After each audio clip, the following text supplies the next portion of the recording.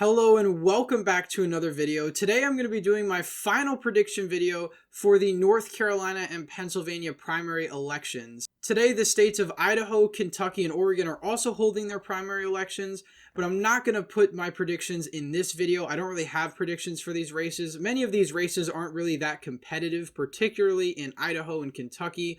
We'll talk about that more in the live stream tonight. We'll be live streaming the results of the primary tonight at 8 p.m. Eastern. We'll be breaking down with live analysis the results as they come in, so please join the stream tonight. Really helps out the channel. Anyway, let's get straight into the predictions. So first we're going to take a look at the state of North Carolina, then move to Pennsylvania. Before we get to that though, we still have a decent amount of primaries ahead. Most of the primaries of the midterm season are upcoming. I'll probably be live streaming for some of the bigger primary nights, so stay tuned for those. But we have a lot of primaries to cover, so I'll probably be focusing specifically on primaries for most of my content up until the primary season ends with around late summer. Obviously, I'm going to have general election content in between and other content, but I really want to focus on a lot of these important primaries because some of these primaries are decently competitive, so I really want to take an in-depth look at them. So expect more primary coverage for the midterms as we go on, but I can't do that if you guys don't subscribe to the channel and like this video. So please be sure to do that. Helps the channel out a lot. So anyway, let's get straight into the predictions. So first we have the North Carolina Republican Senate primary.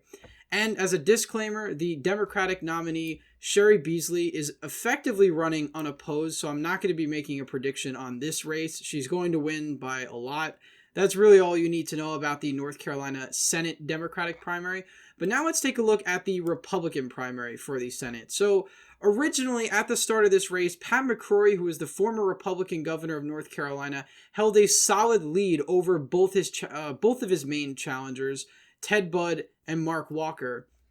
You know, the first poll we have from this primary, he's at 48% to Walker's just 13 and 9.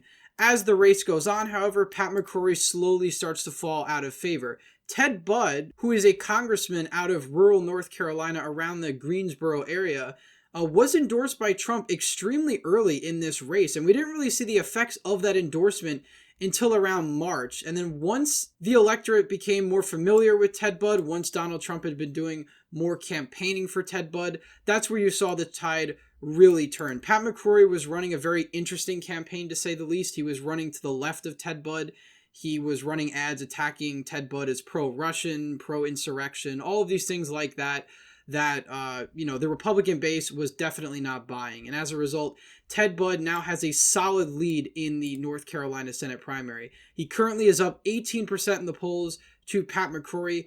I ultimately think this result is going to be a lot more lopsided than people think, which is my bold prediction. Again, as we go into these predictions, keep in mind that there is sort of a margin of error, especially with the county maps that I have for these primaries, and I'll talk about which ones I'm a lot less confident about, and those are mainly the ones in Pennsylvania, because really things could go all over the place in both of those races, and we'll get to that later in the video because those are the main races. I want to save those till the end.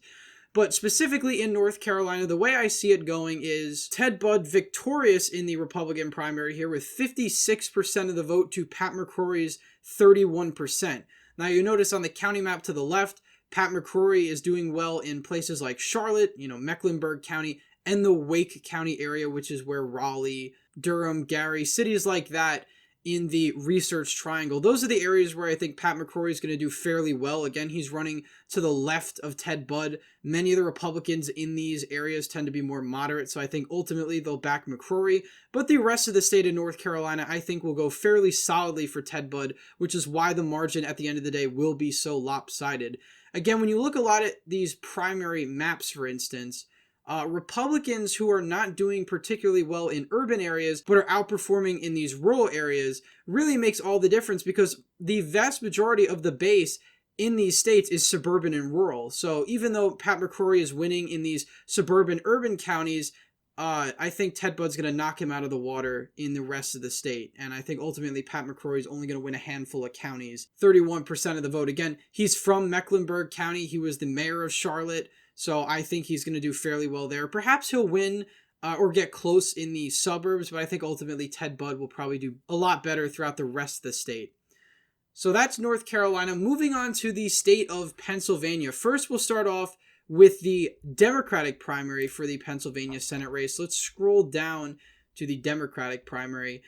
Currently, the polls have Fetterman up 31 points over his next contender, Connor Lamb. And of course, you have Malcolm Kenyatta at 6%, other 39%, although I think a lot of these undecideds at the end of the day are going to break for Fetterman. Fetterman was leading throughout this race the entire time. You know, Connor Lamb, who won a high-profile special election back in 2018. That was really the Democrats' first major victory after the Trump presidency, besides Virginia. So besides those races, you know, this was really the first race. So Connor Lamb really had a lot of national media attention from that. But ultimately, John Fetterman dwarfed that in every way. And the interesting thing about John Fetterman is he's not your typical Democrat. He holds very progressive views and is to the left of most Pennsylvanians. But I think his main appeal is that he tries to appeal to everyday workers, blue-collar workers. These are areas where the Republican Party has really been struggling. And I think his message overall as a, you know, progressive champion of the working class, which is kind of the campaign he's been running in the Democratic primary, has paid off. Connor Lamb comes off as very rehearsed, kind of like a Pete Buttigieg type character. Malcolm Kenyatta really never broke through. I actually think he did fairly well in the Democratic debates, although he really wasn't a top-tier candidate to begin with. And ultimately, even with those good debate performances, it really didn't get him anywhere in the primary. So as a result, my final prediction for the Democratic Pennsylvania Senate primary is John Fetterman at 63%, Connor Lamb at 21%, and Malcolm Kenyatta at 14%. And of course, Fetterman wins every single county in the state of Pennsylvania. I think this will be similar to the Tim Ryan race we saw a couple weeks ago in the Ohio primary. It's going to be a complete blowout. You know, he's leading 31% in the polls now. I think his margin of victory will be even larger than that. So really, at the end of the day, even though the media talked a lot about this primary, it wasn't all that competitive at the end of the day, and that's what I expect to see in tonight's results. So now we get into the really competitive primaries, and this is where we're going to have a lot more analysis because there's a lot going on here. We're going to take a look at the Pennsylvania GOP Senate primary, which is extremely competitive. I would say the most competitive primary of the entire night that we're going to see. Currently in the RCP aggregate, as of the recording of this video, Dr. Oz is up 2.6% in the aggregate. That is a very slim lead, and that is within the margin of error. Kathy Barnett is a surging candidate. And, you know, this is actually panicking a lot of GOP insiders because many people do not see Kathy Barnett as the most electable option. Now, I'm not arguing that Kathy Barnett is not an electable candidate. However, I am saying that most Republicans in the inside establishment in Pennsylvania don't think that she's an electable candidate. Oz has a very high unfavorability rating among Republican voters in Pennsylvania. There was one poll conducted where I believe he was -1 in net favorability. Kathy Barnett and even David McCormick were like +20 or something like that. They were both relatively popular among the Republican base, but Dr. Oz was not, and he's leading the primary pack right now. The latest poll has him at 29%, Kathy Barnett 27%, McCormick 22%, and Jeff Bartos and Carla Sands at 7%.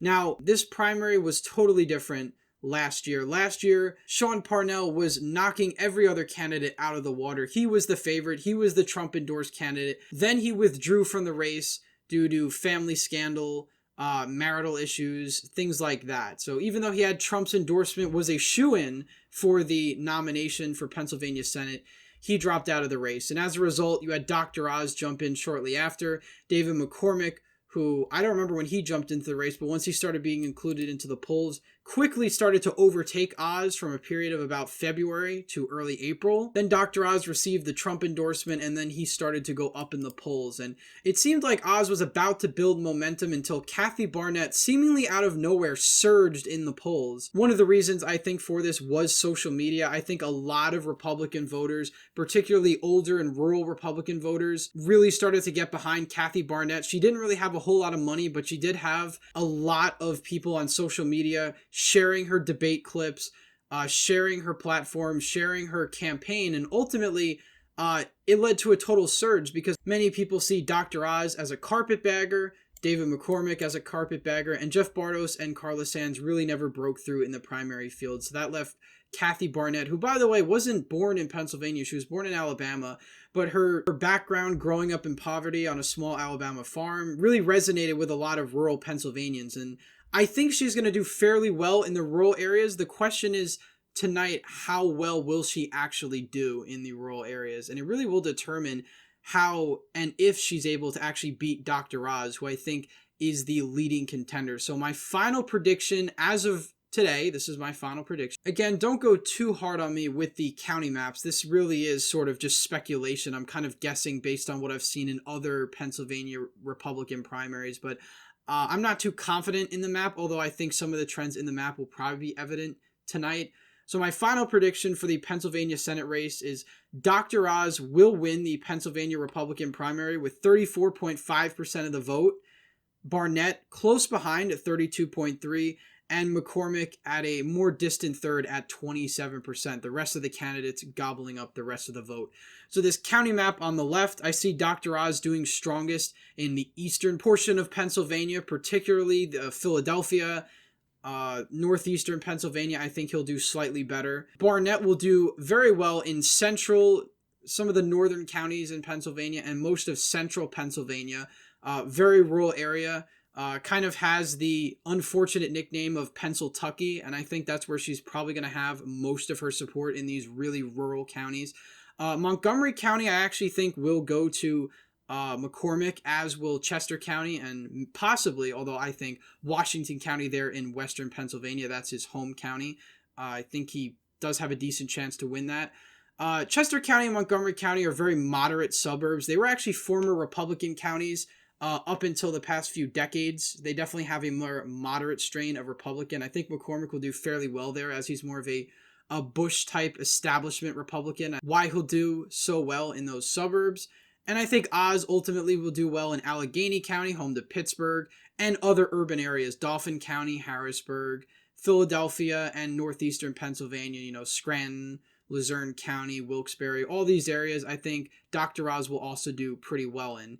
And ultimately, I think he ekes out a victory. My margin of victory is about 2 points. I don't really know what Oz's actual margin of victory will be. I could be right. We'll have to see, but give or take a few points with this. I do agree that this will probably be the order we'll see, although I'm not discounting the fact that Kathy Barnett can win, and it's very possible. I mean, she's having a last-minute surge. She's 27% in the polls. Oz is barely above her, and this is in the margin of error, although ultimately, I think the Trump endorsement and the name recognition will save Oz at the end of the day, but just barely.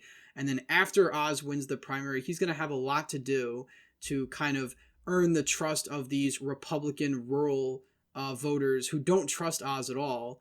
And he's going to have a lot of work to do there going on into the general election. Now, finally, we're going to take a look at the Pennsylvania governor's primary. This is another pretty contentious primary. A lot of Republicans in this race. If we take a look at the polls for the Pennsylvania governor's primary, Doug Mastriano is the favorite as of right now. He is the furthest right of the candidates, very, very pro-Trump, very pro-MAGA, describes himself as a Christian nationalist, was very skeptical of the 2020 presidential election results, tried to get those overturned.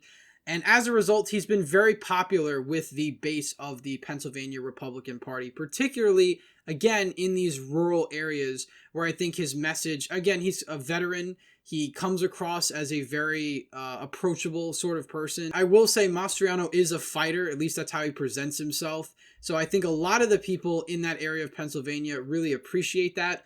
Lou Barletta, 25% in the latest poll. He's down by 12 to Doug Mastriano. Lou Barletta, we can make a whole video on him, but he's likely to lose in tonight's election results. And he just ran a poor campaign this time around. He was really banking on name recognition, and nobody really expected Mastriano to kind of surge the way he did, similar to Barnett in a way. But back in April, party insiders who saw Doug Mastriano as a threat, that he can't win in the general election, really didn't do a whole lot to stymie his rise. They didn't get the other candidates to drop out of the race and endorse Barletta, similar to what we saw in the 2020 Democratic primary with Bernie Sanders and the other centrist Democrats that ended up dropping out of the race. and endorsing Joe Biden over Bernie Sanders, ultimately allowing Biden to do extremely well on Super Tuesday. Unless we see a dynamic like that today, or Lou Barletta really does pull off some electoral miracle in Pennsylvania, Doug Mastriano will win the Pennsylvania governor's primary. He's up by 13.5% in the polls, according to the RCP aggregate.